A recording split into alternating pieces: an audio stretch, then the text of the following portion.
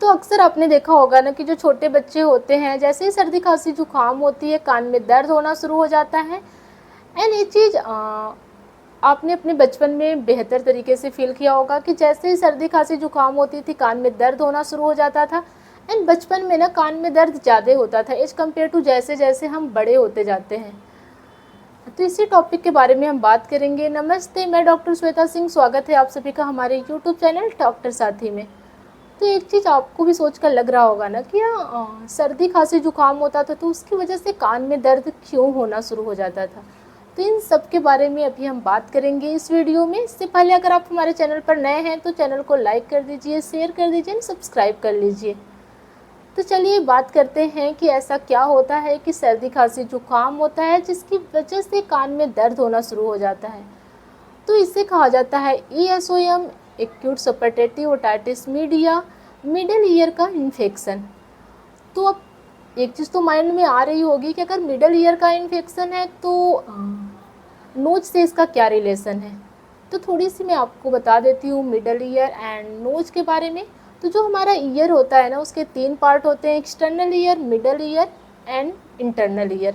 तो जो external ear होता है ना, वह मिडल ईयर सेपरेट होता है दोनों, कान का पर्दा जिसे टिम्पैनिक मेम्ब्रेन कहा जाता है।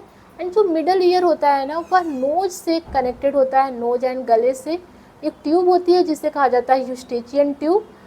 तो जब हम छोटे रहते हैं ना, तो जो यूस्टेचियन ट्यूब होती है वह छोटी होती है, चौड़ी होती है एंड हॉरिजॉन्टल रहती है।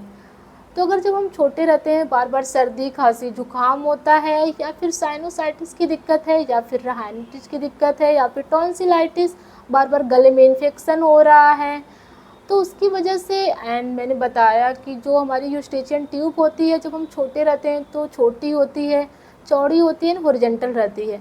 तो इसकी वजह से इन्फेक्शन क्या होता है कि मिडल ईयर में बहुत जल्दी से पहुंच जाता है। वैसे ही यूस्टेचियन ट्यूब का काम क्या होता है, तो यह होता है प्रेशर मेंटेन करने के लिए। लेकिन जब हम छोटे रहते हैं तो यह यूस्टेचियन ट्यूब हॉरिजॉन्टल रहती है, लेकिन जैसे जैसे हम बड़े होते हैं तो यह यूस्टेचियन ट्यूब थोड़ी ऊपर उठती जाती है, मतलब यह 45 डिग्री के एंगल पर बन जाती है। लेकिन जब छोटे रहते हैं तो हॉरिजॉन्टल रहती है, जिसकी वजह से इन्फेक्शन मिडल ईयर में आसानी से पहुंच जाता है।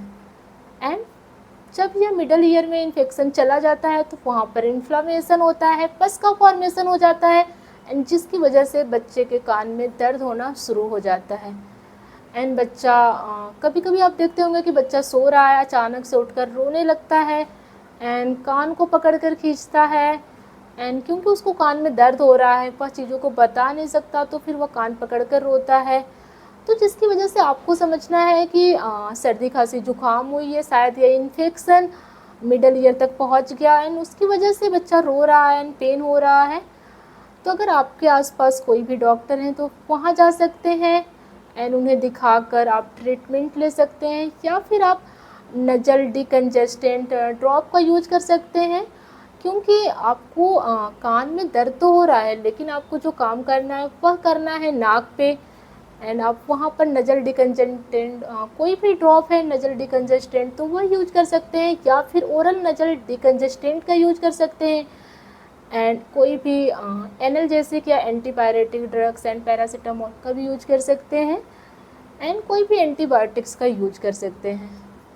एंड अगर बहुत ज़्यादा इन्फेक्शन हो गया, बहुत ज़्यादा इन्फ्लेमेशन हो गया है, बच्चा बहुत ज़्यादा रो रहा है, कभी कभी क्या होता है कि यह पस इतना ज़्यादा बन जाता है कि जो हमारी कान की पर्दा होता है, टिम्पैनिक मेम्ब्रेन होता है, उसको परफोरेट करके उसमें एक छिद्र बन जाता है छोटा सा, एंड उसके द्वारा पस बाहर आने लगता है।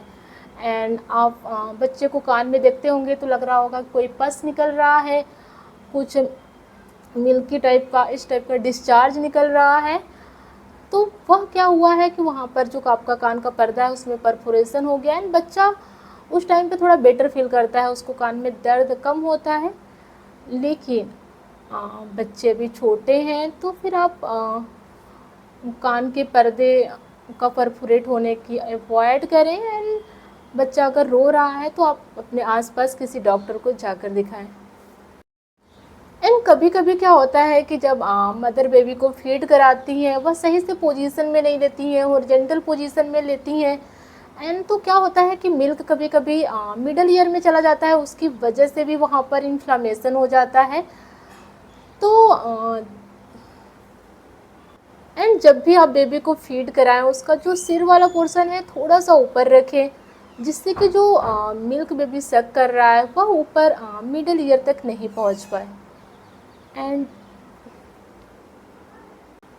बाकी आप हमारे चैनल को लाइक कीजिए, शेयर कीजिए, सब्सक्राइब कीजिए।